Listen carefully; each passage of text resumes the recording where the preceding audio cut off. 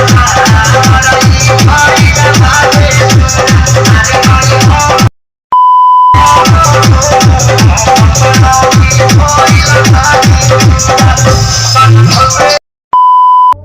के उत्तर प्रदेश राज्य में स्थित एक जिला जो पहली बार बाबरी मस्जिद का सच्चा प्रमाण देता है। इस छोटे से शहर के निर्माण में मुगलों का कितना स्थायी प्रभाव रहा था। इसके साथ ही इस जिले में प्रसिद्ध कल्कि विष्णु मंदिर भी है, जिसका कुछ राम मंदिर जैसा मोदी जी शिलान्यास करा रहे हैं। अब तो आप शायद समझ ही गए होंगे, हम बात कर रहे हैं संबल जिले की। अब बात करते हैं संबल के इम्पोर्टेंट फैक्ट्स की। कुल जनसंख्या 21,99,774, साक्षरता 55%, लिंगानुपात 889। वहीं पर जन घनत्व की बात की जाए तो 900 व्यक्ति 1 किलोमीटर स्क्वायर में रहते हैं। इतना ही नहीं, जिले की घोषणा 28 सितंबर 2011 को की गई थी और राज्य सरकार ने 23 जुलाई 2012 को मुरादाबाद जिले से 3 नए जिलों के रूप में इसे भी बनाया था।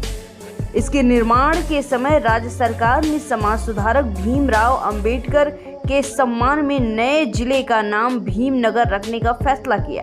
हालांकि प्राचीन शहर का नाम बदलने के कदम के खिलाफ संबल शहर और आसपास के ग्रामीण इलाकों में बड़े पैमाने पर विरोध भी हुआ।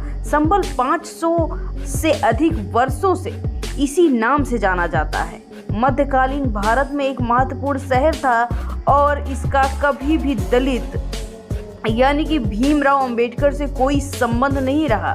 विरोध सफल रहा और सरकार ने संबल का नाम बरकरार रखा। इसके साथ ही संबल जिला उत्तर प्रदेश राज्य के मुरादाबाद मंडल का हिस्सा है। बहजोई शहर इसका मुख्यालय है। संबल से सटे जिले की बात की जाए तो अमरोहा, मुरादाबाद, रामपुर, बदायूं, अलीगढ़ और बुलंदशहर शामिल हैं। सबसे निकटतम महानगर की बात की जाए तो वो देश की राजधानी नई दिल्ली ही है। संबल नई दिल्ली से 158 किलोमीटर पूर्व में स्थित है, जो कि गाजियाबाद, नोएडा और हापुड़ से आगे है।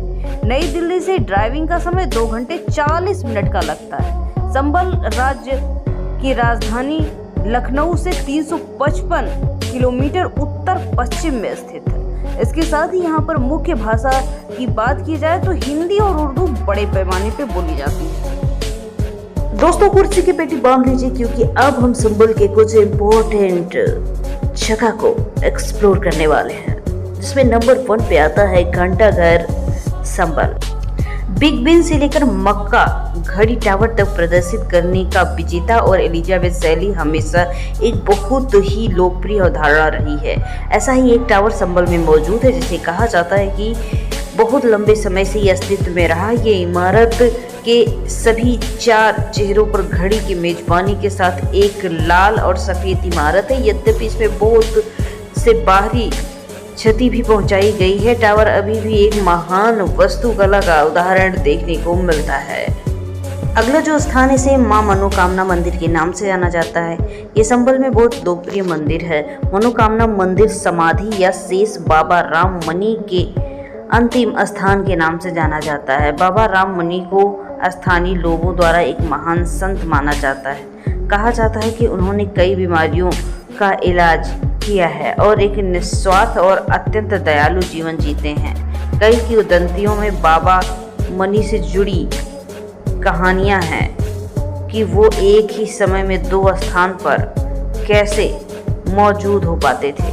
कई लोग तो उन्हें भगवान के दूत होने का भी दावा करते हैं। ऐसा माना जाता है कि जब भी उनके भक्तों में से एक को मदद की जरूरत होती थी और व्यापक रूप से एक साधु के रूप में पूजा की जाती थी और वहां पर वो मौजूद हो जाते थे। अब रोजाना सैकड़ों लोग प्रार्थनाओं की पेशकश करने के लिए वरदान मांगने की इच्छा से आसपास देखे जाते हैं। मंदिर परिसर में एक तालाब भी है, जो हनुमान जी, राम भगवान, सीता मंदिर, छोटे छोटे मंदिरों से ये इलाका घिरा हुआ है। इन सभी मंदिरों में एक समय में आप पहुंच सकते हैं।